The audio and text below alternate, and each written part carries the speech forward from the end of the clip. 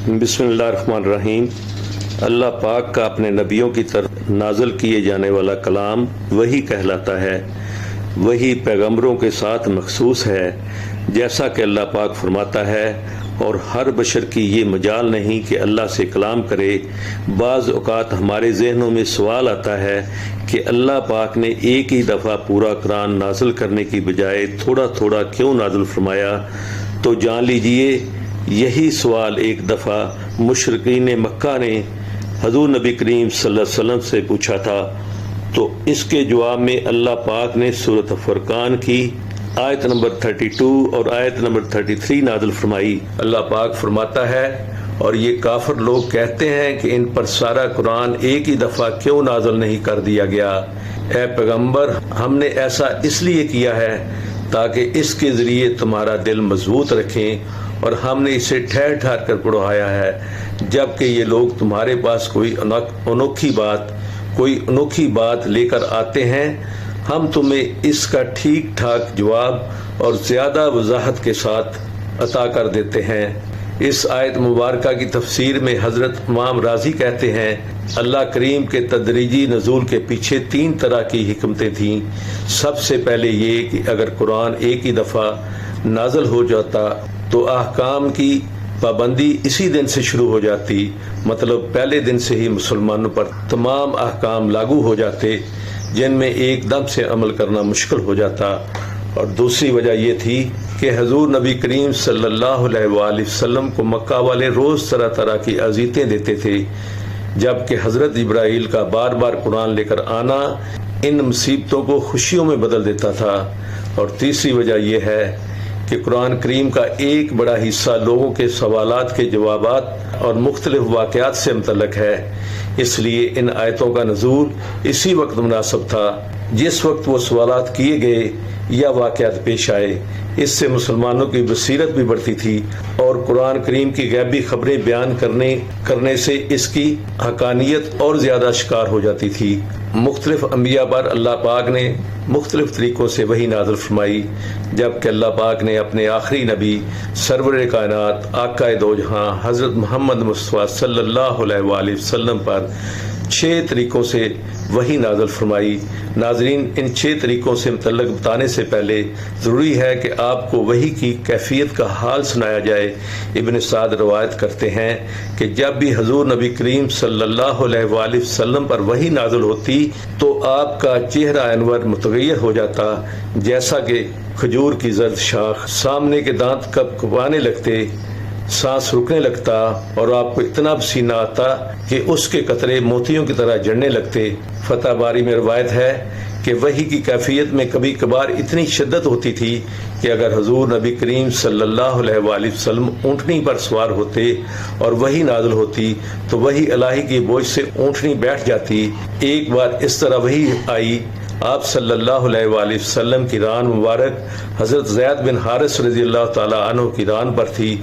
तो हज़रत ज़ैद को इस कदर वज़न मालूम हुआ कि जल्द ही इनकी रान कुचली जाएगी। इमाम बहकी बहुत से सहाबा से रवायत नकल करते हैं कि वही जब नाज़िल होती तो कभी कभार हल्की हल्की आवाज़ें दूसरों को भी महसूस होती थी। सहाबा के अक़वाल नकल हैं कि जब हजूर नबी करीम सल्लल्लाहु अलैहि वसल्लम पर वही नाज़िल होती तो आपका चेहरा मुबारक के करीब शहद की मक्खियों की बनबनाहट जैसी आवाज़ें सुनाई देती थीं। आइए नाज़रीन, इन 6 तरीकों के मुतल्लिक़ आपको बताएं कि जिस तरह अल्लाह पाक ने नबी आखिरी ज़मां हज़रत मोहम्मद सल्लल्लाहु अलैहि वसल्लम पर वही नाज़िल फरमाई। सबसे पहले तरीके को इमाम बुखारी रवायत करते हैं कि एक दफ़ा हज़रत सल्लल्लाहु अलैहि वसल्लम से हज़रत हारिस बिन हिशाम रज़ियल्लाहु ताला अन्हु ने पूछा, या रसूलल्लाह, आप पर वही कैसे नाज़िल होती है। हजूर नबी करीम सल्लल्लाहु अलैहि वसल्लम फरमाने लगे कि वही की सबसे ज्यादा सख्त सूरत ये होती है कि जब मुझे एक घंटी की सी आवाज सुनाई देती है और इसी आवाज से नाज़िल होती रहती है। फिर जब ये सिलसिला खत्म होता है तो जो कुछ उस आवाज ने कहा होता है वो सब मुझे याद हो जाता है اور کبھی فرشتہ میرے سامنے ایک مرد کی پیاری صورت میں آتا ہے اور مجھے پیغام سناتا ہے اور جو کچھ کہتا ہے مجھے یاد ہو جاتا ہے۔ شیخ محی الدین ابن عربی نے اس کا مطلب یہ بیان کیا ہے، ایک تو وحی کی آواز گھنٹی کی طرح مسلسل ہوتی ہے اور بیچ میں ٹوٹتی نہیں، دوسرے گھنٹی جب تک مسلسل بجتی ہے تو عموماً سننے والے کو اس کی آواز کی سمت متعین کرنا مشکل ہو جاتا ہے، کیونکہ اس کی آواز ہر جگہ سے آتی ہوئی محسوس ہوتی ہے، اور کلام الہی بھی یہی خصوصیت رکھتا ہے کہ اس کی کوئی سمت نہیں ہوتی، یہ ہر جگہ سے آواز سنائی دیتی ہے۔ جب اس طریقہ سے آپ پر وحی نازل ہوتی تو آپ صلی اللہ علیہ وآلہ وسلم پر بہت زیادہ بوجھ پڑتا تھا۔ حضرت عائشہ رضی اللہ تعالی عنہا سے روایت ہے کہ جب اس شدت سے وحی نازل ہوتی تو سخت سردی کے دنوں میں بھی حضور نبی کریم صلی اللہ علیہ وآلہ وسلم کی پیشانی مبارک پسینے سے شرابور ہو جاتی۔ وحی کی دوسری صورت یہ تھی کہ فرشتہ کسی انسانی شکل میں حضور نبی کریم صلی اللہ علیہ وآلہ وسلم کے پاس آتا اور آپ کو اللہ پاک کا پیغام پہنچا دیتا، اور روایت میں موجود ہے کہ حضرت جبرائیل علیہ السلام مشہور صحابی حضرت دہیہ کلبی رضی اللہ تعالی عنہ کی صورت میں حضور کے پاس تشریف لاتے اور اللہ کا پیغام پہنچاتے تھے۔ وحی کی تیسری صورت یہ تھی کہ حضرت جبرائیل علیہ السلام کسی انسانی شکل اختیار کیے بغیر اپنی اصل صورت میں دکھائی دیتے تھے اور حضور صلی اللہ علیہ وآلہ وسلم کو اللہ پاک کا پیغام دیتے۔ ایسی صورت میں جب بھی حضور نبی کریم صلی اللہ علیہ وآلہ وسلم کے پاس حضرت جبرائیل علیہ السلام آئے تو اللہ کا خاص پیغام ملا۔